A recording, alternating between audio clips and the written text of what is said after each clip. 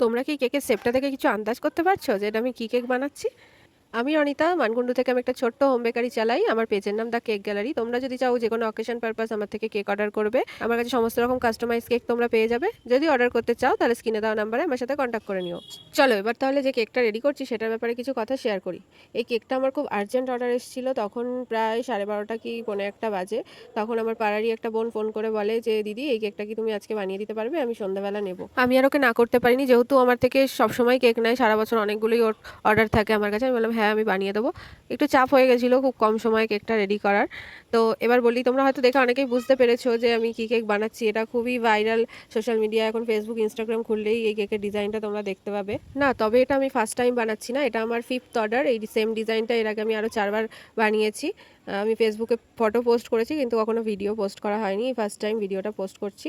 তোমরা দেখেছো আমি ফার্স্টে হোয়াইট ক্রিম দিয়ে ফাইনাল কোট করেছি কেকটাকে।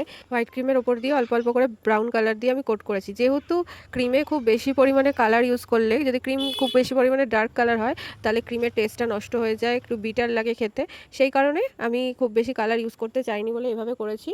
এবার যে রেড কালারের গ্রামগুলো ছড়িয়ে নিচ্ছি, সেটা কি সিঁদুরের মতো লাগছে? তোমরা কমেন্ট করে জানিও তো। যে বোনটাই কেকটা অর্ডার করেছিল, এটা ছিল ওর মেশো আর মাসির অ্যানিভার্সারি সেলিব্রেশনের জন্য। তো ফার্স্টে কেকটা যখন দেখে বক্সের উপর থেকে, দেখে বলে যে কেকটা এত ভালো হয়েছে দিদি, আমার মনে হচ্ছে যে ঘরে সাজিয়ে রেখে দিই। আর এর সাথে আরও বলে যে এরকম সেম কেকই আমি আবার আমার মা আর বাবার অ্যানিভার্সারির সময় তোমাকে অর্ডার করবো, তুমি বানিয়ে দিও। দেখো কেকটা আমার পুরো রেডি হয়ে গেছে। কেকটায় যে লেখাটা লিখতে বলেছিলাম সেটাও লিখে নিয়েছি। Thanks for watching, bye. দেখাবে নেক্সট ভিডিওতে। এই কেকের ডিজাইনটা যদি তোমাদের ভালো লাগে তাহলে একটা লাইক কমেন্ট করে দিও, শেয়ার করে দিও বন্ধুদের সাথে।